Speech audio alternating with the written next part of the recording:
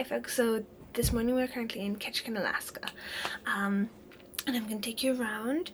We're going to go see some cool stuff, do some cool stuff, and obviously I'm going to try and fit in some work so you can see what my life on board kind of really is like. But anyway, let's go explore Ketchikan together.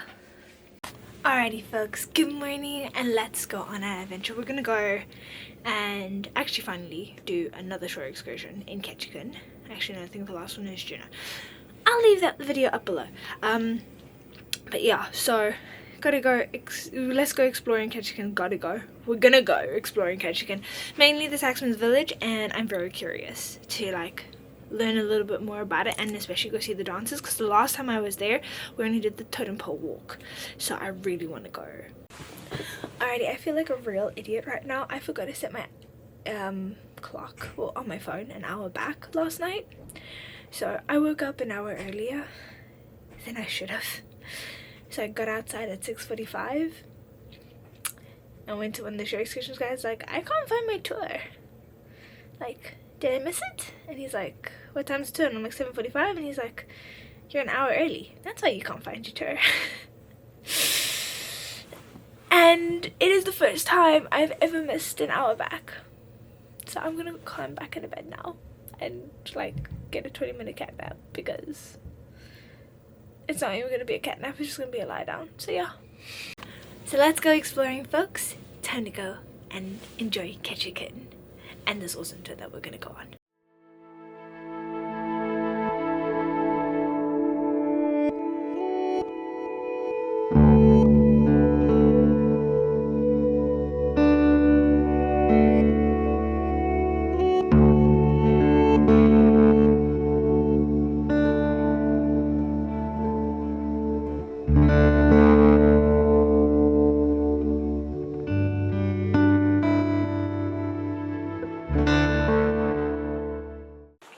Alrighty folks, so we have arrived at the Saxman's Village.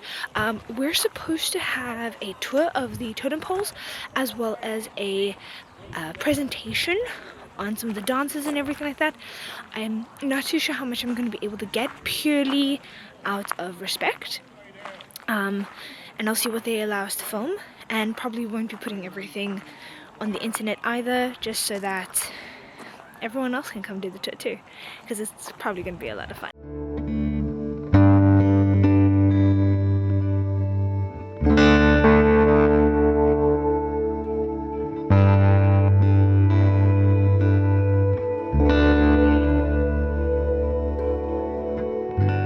You all to the beaver clan house. The way that you can tell this is a beaver clan house is by these two house posts behind me, the two house posts behind you, this large screen here behind me, and the large screen you'll be seeing when you exit the front of the building. This clan house is one of the largest clan houses in the state of Alaska, running 75 feet long, 50 feet wide, and 35 feet high. This clan house is made out of entirely western red cedar, with the two exceptions of the yellow cedar stumping blocks along the side, and the two sickest spruce support beams are on the full length of the building and weigh about a ton each. One of the first things you may have noticed while walking into the clan house is the 3 levels. The more levels the clan house had, the wealthier the clan was. Traditionally, this bottom level here would be used for a fire pit. It would have one large fire pit running at a constant 24/7, and this fire pit was used for heating purposes only. Around the one large fire pit, there would be 3 to 4 other small fires, and those would be used for cooking purposes.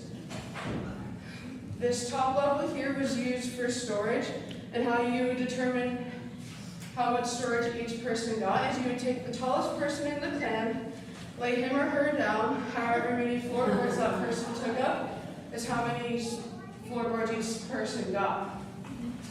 Another thing you may have noticed while coming into the clan house is that the floorboards are a little bit wobbly. That is because this clan house is made as traditional as possible, which means fewer nails and fewer screws.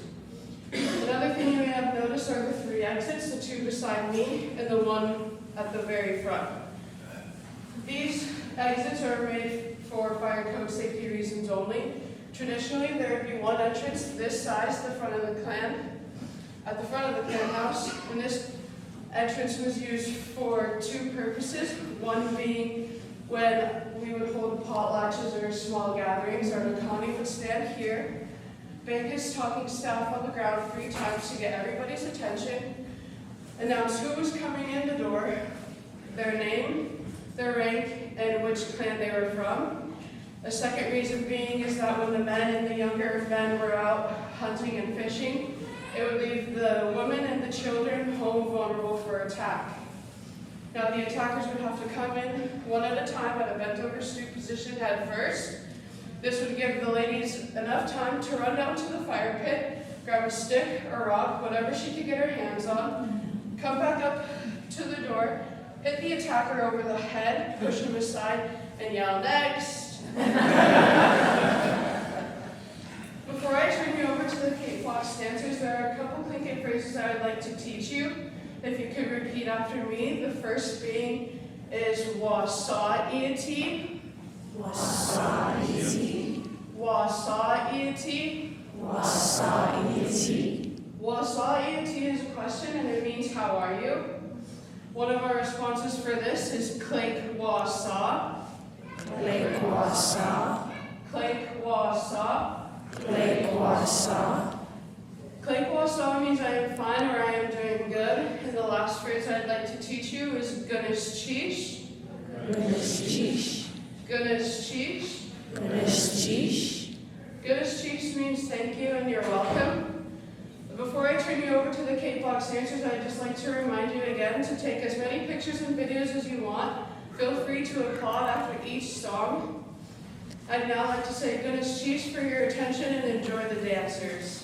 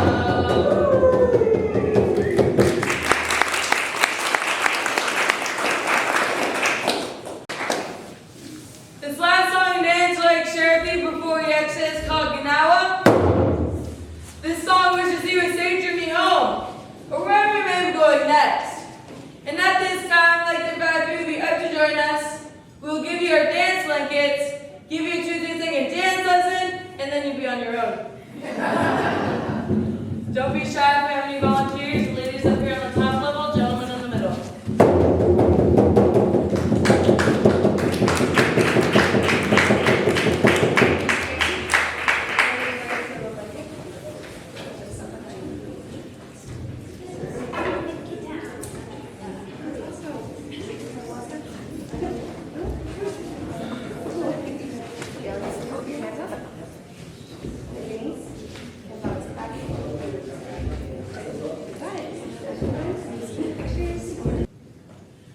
The rest of you seated can still take part by clapping your hands to the beat of the drum. Goog.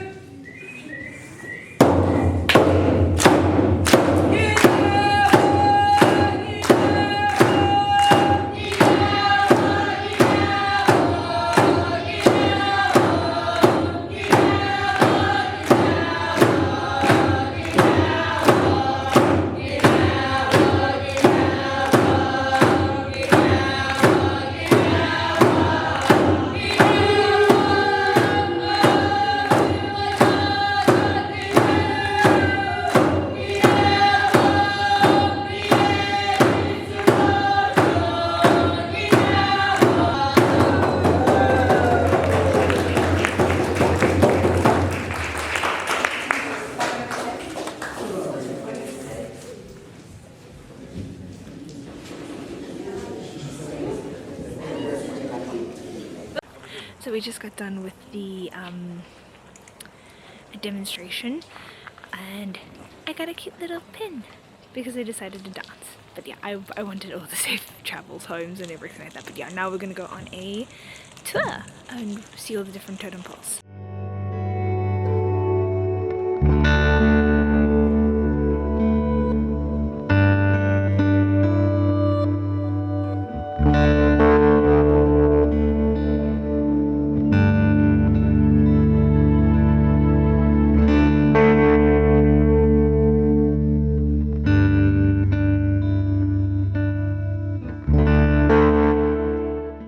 Alright, right now we're heading to the Carver House. Hopefully we're gonna see like a little bit of a totem pole and the the tools that they use. But because it's a presentation, I might not be able to get as much as I want. But we'll see how much we're able to get.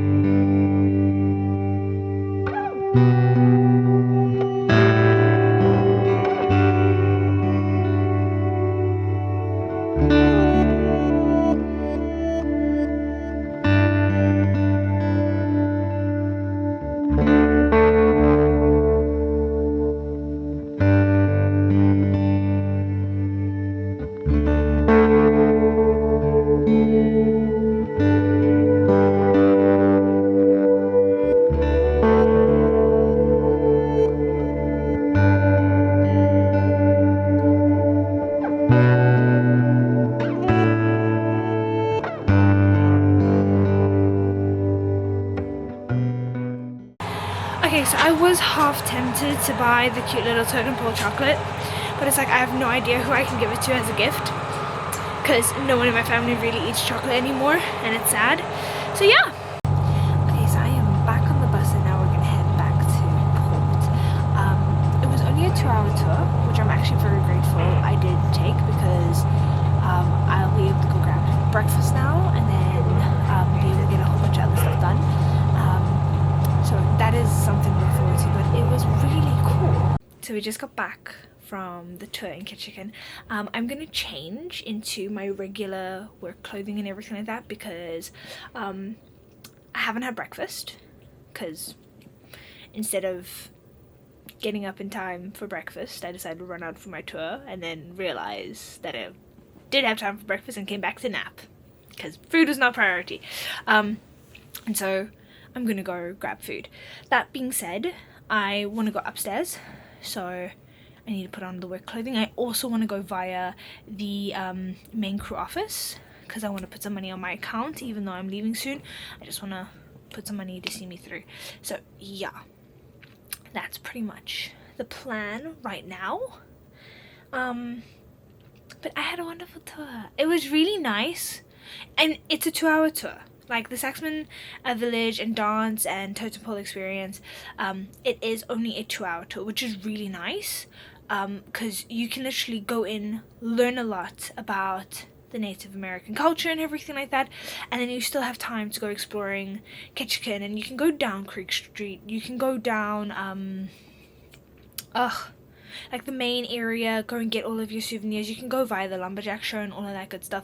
Like there are tours that put all of that in it together for you, so you could always just have a guaranteed one, but I know some people like to do stuff by themselves, so like you still had plenty of time. I, on the other hand, have plenty of time to go get breakfast and get stuff done before I've got to start work. And that's going to be the main game plan right now.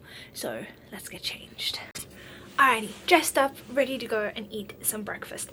So I'm going to sneak you upstairs with me, and probably not be able to get all the footage, but I'll get some footage of what I am allowed to eat and everything like that.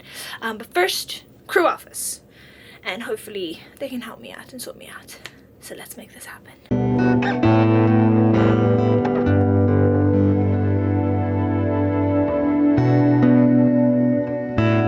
Okay, just got back from doing trivia and Pictionary, and oh my gosh, there's one thing that I do dislike about certain guests with like games and everything like that. Like, if you are a die-hard person of a particular game, especially board games, I understand it, I get it, but when you're on a cruise ship, we as the crew have to change up the rules to make certain games work. Like for Pictionary, I cannot have 30 people playing on one board, because you know you got to roll the dice, see what you have to draw to get points and move on. Instead, you know, we just take the card, go, you got 2 minutes, draw it all. And yes, some things on the card are harder than others, that is why it makes it easier. But I can't do that when there are 30 people in the room.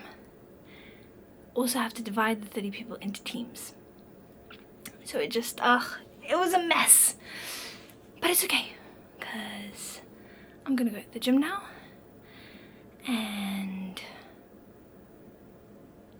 then I've got a late lounge, so I'm gonna go to the gym, come back, get pretty, and then go do my taka-taka, talking with the fancy guests who pay a lot of money to be on cruise ships. Yay! Okay, let's go to the gym. Alrighty, so we're in the gym, ready to work out. Today is a good old-fashioned leg day, so let's make this happen. I do have the gym to myself right now, but 90% of the time what usually happens is I finish my warm-up and then people walk in, so I'll see what I can get video footage-wise. But if not, I'm in the gym and I'm doing a leg day. Let's go. Alrighty, just got back from the gym and I took the stairs as my cool down, so I'm gonna stretch and then I'm gonna get ready for the elite lounge. I'm probably gonna have extra time, so I might do some other stuff as well, but stretching, protein shake, and getting ready is top priority. After that I'll add extra bits and bobs, but I'll keep you informed. Alrighty folks, so this is what I am dressed up like and look like for tonight. So tonight I have got Elite Lounge, which I will not be able to film because that's pretty much me going up to people and socializing with them. And then we've got a team photo, which I probably will not be able to get a picture of. Then we have Do You Want to Dance? And then I've got Sky's the Limit, and then I've got a sports check. The only thing I'll probably be able to get out of all of this is a sports check, because Do You Want to Dance, I've got to be in the game to win it, and Sky's the Limit, it's the first time I'm going to be doing this one, so let's see how this goes. So I've got to be full focus on that one, so yeah, that's going to be fun.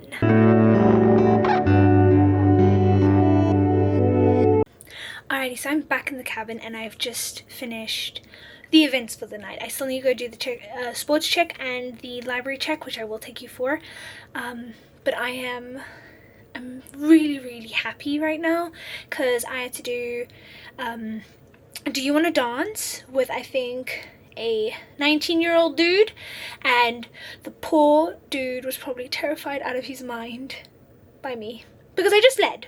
I was just like, yeah, I'm gonna lead, and like we're gonna get through this together. I had him on my back, like, you know, all of this weird and wonderful stuff, and it was hilarious. And like the idea behind it is kind of to add some comedy and everything like that, which I think we did. And then I hosted Sky's the Limit, and this is the first time I've ever hosted it, and it went down so well, which I'm really happy about, because that makes me feel like, okay, cool, I've developed, I'm getting better as a host. And so tonight's just been a really good night. So yeah, I'm gonna go put on my jacket now and probably tie up my hair or scrunch it up, just because I've got to go outside and I've got to go do sports check, and then head down for library, and I do not want to freeze.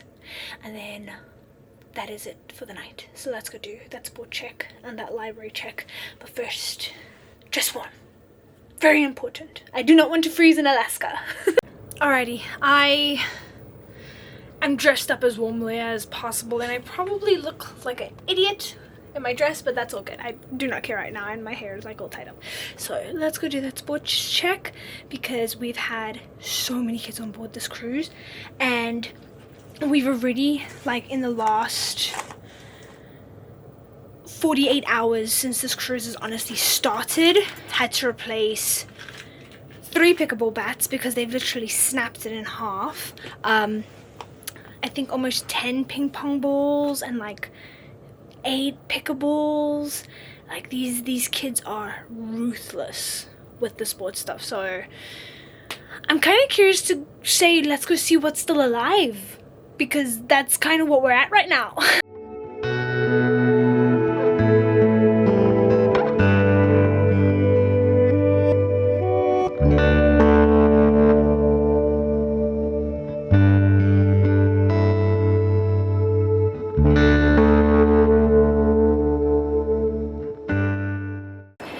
Okay, so ping pong area and golf area were very well maintained. But now we're heading to the sports court. I have a funny feeling it's not going to be a full 3 out of 3. But let's see, hopefully it's not that bad. I'm actually concerned because I don't hear anything. Like, I don't think I'm going to be able to get this lucky. Yeah, I wasn't going to get lucky. They've absolutely destroyed the pickleball net, and they've destroyed this entire area. So, yeah, I don't even know if, yeah, this area is way too dark for me to actually film in to show you the major catastrophe these kids have left this area in. Oh well, let's start cleaning up. Okay, so that entire pickleball net was almost absolutely destroyed. There are metal pieces that are no longer attached together because of how rough these kids are. I don't know what these kids are doing. Alrighty, done with library. Now we're gonna be heading straight to the cabin to sleep. So yeah, it's been a long day, but thank you so much for joining me for all the highs and lows and everything in between. This is Tara from An Uncharted Life.